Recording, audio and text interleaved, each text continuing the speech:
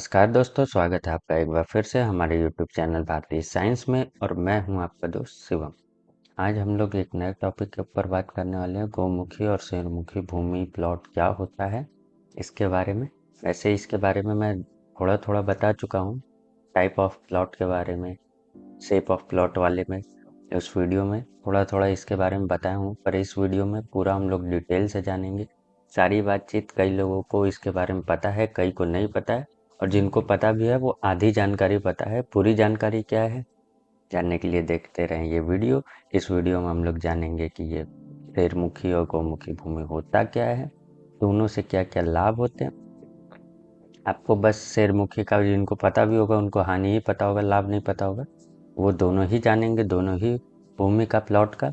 उसके साथ साथ घर के लिए और बिजनेस के लिए कौन सा अच्छा होता है, कौन सा नहीं होता है, ये भी जानेंगे। और इन दोनों से रिलेटेड महत्वपूर्ण जो जो पॉइंट्स हैं वो भी हम लोग जानेंगे इस वीडियो में। तो वीडियो में अंत तक बने रहें और वीडियो को लाइक शेयर सब्सक्राइब ज़रूर करें चैनल को, ताकि ऐसी ही इंफॉर्मेटिव वीडियो आप तक पहुंचती रहे। तो चलिए वीडियो को शुरू करते हैं और सबसे पहले जानते हैं गौमुखी प्लॉट के बारे में। गौमुखी प्लॉट होता क्या है, पहले जिन लोगों को नहीं पता है वो जान ले। जो आगे से सकरा या पतला हो और पीछे जाके चौड़ा हो जाए। जैसे ये रोड है, रोड की तरफ से ही हम लोग आगे और पीछे डिसाइड करते हैं। तो रोड इधर हुआ तो आगे वाला ये साइड हुआ। तो ये देखिए, आगे से ये पतला है और पीछे जाके इतना चौड़ा हो गया, तो ये हो गया गौमुखी। गाय की तरह, गाय आगे से पतली पीछे से चौड़ी होती है, उसी तरह इसलिए इसका नाम गौमुखी हो गया। अब गौमुखी जो भी होता है, वो ज़मीन जो होती है वो लाभदायक होती है भवन के लिए, वहाँ रहने के लिए फैमिली के लिए, वो घर बनाने के लिए बहुत ही अच्छी मानी जाती है गौमुखी ज़मीन।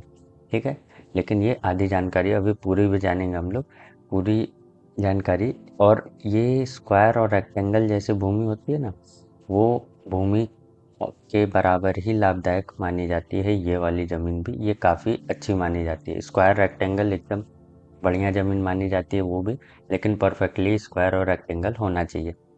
वैसे ही ये भी ज़मीन काफ़ी अच्छी मानी जाती है।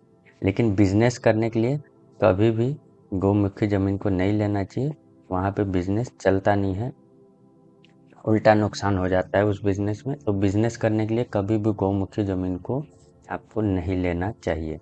ठीक है, अभी और भी इसके बारे में चीज़ें जान लेते हैं। जैसे गौमुखी के लिए आपको सकारात्मक तभी ये ऊर्जा देगा, तभी अच्छा होगा। जैसे ये खाली आप गौमुखी देख के और गौमुखी ले लिए, ऐसा नहीं चलेगा, क्योंकि उसमें भी कुछ कुछ चीज़ें हैं, कुछ कुछ फैक्ट हैं जो आपको जानना ज़रूरी है, बहुत ही ज़्यादा। जैसे गौमुखी तभी अच्छा होगा, आपको कौन सा गौमुखी लेना है जिसका मुख जो है वो दक्षिण की तरफ हो या पश्चिम की तरफ हो। ऐसा होने से क्या होगा कि उसका पूरब दिशा का और आपका उत्तर दिशा का जो पार्ट है वो बढ़ जाएगा। और पिछले वीडियो में मैं पहले ही बता चुका हूँ कि पूरब और उत्तर दोनों दिशा अच्छी होती है, जिनसे पॉजिटिव एनर्जी आती है। तो आपको पूरब और उत्तर दिशा बढ़ जाएगा। जैसे यहाँ एग्जाम्पल में देखिए दिखा दिया हूँ, ये देखिए रोड है, तो इसका मुख इस तरफ से हो जाएगा, दोनों गौमुखी प्लाट ही है। देखिए रोड है तो मुख इस तरफ हो गया, आगे से पतला पीछे से चौड़ा है, तो दोनों गौमुखी है। और ऐसा ही यही दोनों आपको लेना है। इसके सिवा दो और तरीके का बनेगा, वो आपको नहीं लेना है। ठीक है, ये गौमुखी सबसे अच्छा है। क्यों? क्योंकि देखेंगे इसका मुंह देखिए साउथ डायरेक्शन में है, दक्षिण दिशा की ओर है, और इसका पश्चिम में है। ठीक है, वेस्ट डायरेक्शन की ओर है। लेकिन इसमें फ़ायदा क्या है, ये देखिए ईस्ट, इसका ईस्ट वाला साइड जो है वो बड़ा है, इसका नॉर्थ वाला साइड वो बड़ा है। और ये दोनों जो दिशा होती है वो सकारात्मक एनर्जी देती है। तो बड़ा, जितना बड़ा ये दिशा रहेगा उतना ही अच्छा सकारात्मक एनर्जी आपको ज़्यादा मिलेगी। ठीक है, तो कभी भी निगेटिव जो आपके दिशा होते हैं उसका बड़ा होना अच्छा नहीं माना जाता। अभी एक वीडियो उस पर भी बनाऊंगा कि बड़ा और घटा प्लॉट क्या होता है, और कैसे डिसाइड करें कि कौन सा बड़ा है तो वो अच्छा ही है, और कौन सा घटा है तो वो बेकार है या अच्छा है। दोनों ही हो सकता है। ठीक है, अगर निगेटिव साइड वाला घटा है तो वो अच्छा होता है, और पॉजिटिव साइड वाला घट गया तो वो उल्टा और ज़्यादा बेकार हो जाता है। ठीक है, तो उसके लिए अलग से वीडियो बनाऊंगा। यहाँ पे ये नॉर्थ साइड बढ़ गया और यहाँ इसमें ईस्ट साइड बढ़ गया, इस वजह से ये दोनों दिशा सकारात्मक एनर्जी देती है, इसलिए ये सबसे अच्छा गौमुखी प्लॉट हुआ।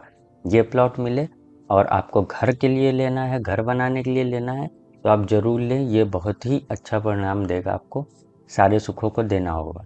लेकिन अगर ऐसा नहीं है, ये वाला ज़मीन नहीं लेते हैं आप, दूसरे किसी भी तरह का गौमुखी ले लेते हैं, हो सकता है कि उसका इस साइड में रोड हो और इस साइड ये छोटा हो जाएगा ईस्ट और वेस्ट बड़ा हो जाएगा, तो ये दिक्कत देगा, गौमुखी होने के बाद भी आपको नेगेटिव प्रभाव देगा।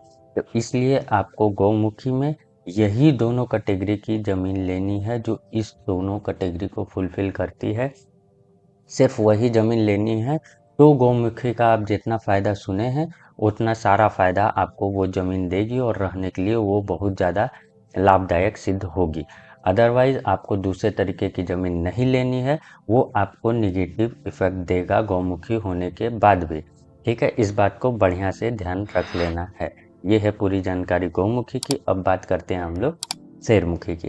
शेरमुखी क्या है, जिनको नहीं पता है, आगे से चौड़ा और पीछे से पतला या सकरा हो। जैसे ये देखिए, इधर रोड है, रोड के तरफ को ये हम आगे मानते हैं, तो ये देखिए आगे से चौड़ा है और पीछे जाके पतला हो गया। जैसा शेर होता है आगे मुंह की तरफ चौड़ा होता है, पीछे जाके पतला हो जाता है, वैसा ही इसलिए ये शेरमुखी है। भवन बनाने के लिए कभी भी शेरमुखी को नहीं लेना चाहिए। परिवार की सुख शांति ये सारी चीज़ें कभी नहीं हो पाती। जैसे शेर अपने शिकार को जकड़ लेता है और फिर खा के ख़त्म कर देता है, वैसे ही ये परिवार को पूरा जकड़ लेता है और खा के ख़त्म कर देता है। का मतलब ये है कि उसको दिक्कत परेशानी इतना देगा कि एकदम परिवार परेशान हो जाएगा, तबाह हो जाएगा। तो इसलिए कभी भी शेरमुखी ज़मीन को परिवार के रहने के लिए कभी नहीं लेना चाहिए, घर बनाने के लिए कभी नहीं लेना चाहिए, ये एकदम बात सिद्ध है। इसको आपको कभी भी घर बनाने के लिए नहीं लेना चाहिए। उसके बाद इसको अगर बिजनेस के लिए लेना है तो ये और भी ज़्यादा लाभदायक हो जाता है। तो शेरमुखी तभी लेना है जब आपको बिजनेस करना हो, गौमुखी तभी लेना है जब आपको घर बनाना हो। बिजनेस करने के लिए गौमुखी नहीं लेना है, घर बनाने के लिए शेरमुखी नहीं लेना है, इस बात को एकदम ध्यान रख लीजिए। अब उसके बाद उसमें भी अगला पार्ट आता है क्या, कि कौन सा शेरमुखी लेना चाहिए। जैसे गौमुखी में मैं बता दिया, वैसे ही शेरमुखी में भी सिस्टम वैसा ही है। क्या, कि पूर्वमुखी हो या उत्तरमुखी हो तभी आपको लेना चाहिए। क्यों? क्योंकि बड़ा वाला पार्ट आगे रहता है। तो जब पूर्वमुखी होगा तो ये देखिए पूर्वमुखी है और इसमें पूर्व वाला पार्ट देखिए इतना चौड़ा है, और उत्तरमुखी होगा तो उत्तर वाला पार्ट देखिए इतना चौड़ा है। ठीक है, तो दोनों पॉजिटिव डायरेक्शन है। ठीक है, कैसी डायरेक्शन है, दोनों पॉजिटिव डायरेक्शन है, और पॉजिटिव डायरेक्शन बड़े होने की वजह से दोनों ही अच्छा प्रभाव देंगे। तो शेरमुखी ज़मीन बिजनेस के लिए लेना है तो ऐसे नहीं कि उठ के कोई भी किसी भी तरफ का कैसा भी शेरमुखी ले लिए और हाँ भाई वो अच्छा इफेक्ट देगा, ऐसा नहीं है। आपको ध्यान देना है दिशा की तरफ कि कौन सा दिशा बड़ा होना चाहिए। बढ़ा हुआ हिस्सा जो है वो उत्तर या पूर्व दिशा में ही होना चाहिए, तभी वो लाभदायक होगा, चाहे वो गौमुखी हो चाहे शेरमुखी हो। ठीक है, तो यहाँ पे आपको ये बात का ध्यान रख लेना है कि बढ़ा वाला हिस्सा जो है वो उत्तर और पूरब में ही होना चाहिए, तभी ये होगा। ठीक है, अगर कोई भी आप ज़मीन उठा के ले लिए इसके सिवा, ठीक है, जो कि शेरमुखी तो है, बिजनेस के लिए भी आप ले रहे हैं तो इसलिए लाभदायक सिद्ध होना चाहिए, पर ऐसा नहीं होगा, वो उल्टा दिक्कत आपके लिए क्रिएट कर देगा। अगर वो ज़मीन मान लीजिए कि ये वेस्ट की तरफ बड़ा हो, साउथ की तरफ बड़ा हो, तो ये उल्टा आपको और ज़्यादा नुकसान देने वाला हो जाएगा। इसलिए आपको इस बात का अच्छे से ध्यान रख लेना है कि जो बड़ा वाला हिस्सा है वो ईस्ट और नॉर्थ की तरफ ही हो, ईस्ट और नॉर्थ के तरफ ही हो, एकदम ये बढ़िया से ध्यान में रख लेना है।